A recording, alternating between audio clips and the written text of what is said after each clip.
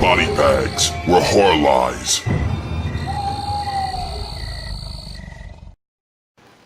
What's up, y'all? Welcome to week 180 on the body bags. Your host, Dubbles. And I have some Mexican horror for y'all this week. Recent pickup I just got, and that is from Max Incorporated. Yeah, that's who released it. Mexican horror film Kilometro 31, or known in English, Kilometer 31. So basically, it's about a haunted mile marker, of course, mile marker 31. The story follows two twins. The first two twins are named Agata, and she has some strange events at kilometer 31. She thinks she hits this person, ends up being this weird ghostly creature that draws her back out to the road, where she ends up getting ran over by a car, and this leads to her legs being amputated. And when this horrific event happens, her sister, Catalina, Catalina, experiences the same pains and has visions, and kind of the myth that twins are, feel each other's pain and they're that, that connected. Well, it takes it a whole step further, that kind of thing. So, kind of interesting dynamic to the plot. Then you kind of add in both of their lovers, one of which is a private investigator, detective trying to research Kilometer 31 and find out the mysterious events attached to it. It's not just the mile marker itself. There's also a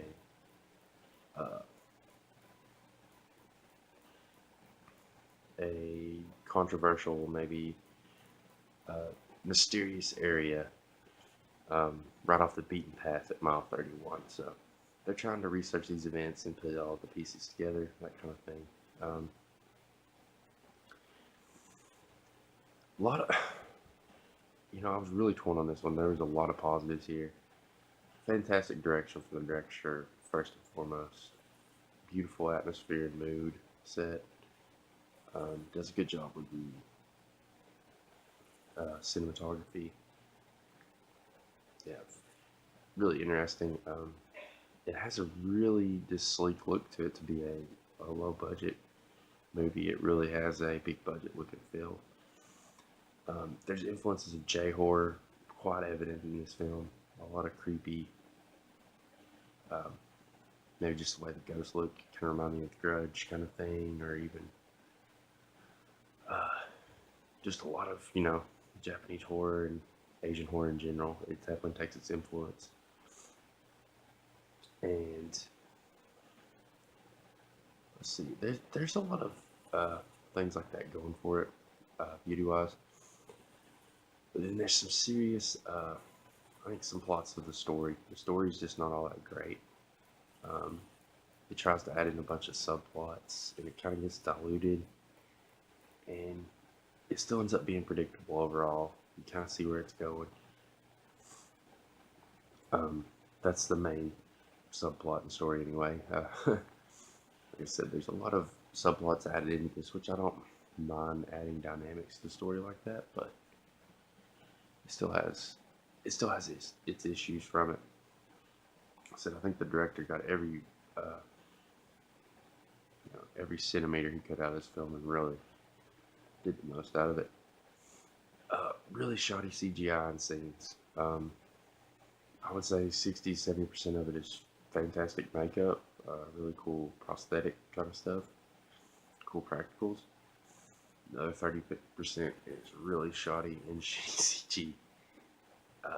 So that was just disappointing. I think if they left on the CG or just cut back on it even, it would have improved this like a point probably for me. It really takes you out when you do see some of this stuff. Just from the look and the mood that this movie sets, for it to turn around and throw in some shoddy CGI, just I don't know, it just took me out of it. Kind of cool soundtrack too. I'll give it that. This one though, it just had so much potential, but I think the story kind of hurts it, and the CGI really takes it down for me. But there's also a sequel that came out last year. You know, I'd be interested in checking it out, but seems like most reviews prefer this one. I'm gonna give it a solid 6.5 out of 10. I definitely will watch it again. You know, might even enjoy it a little more.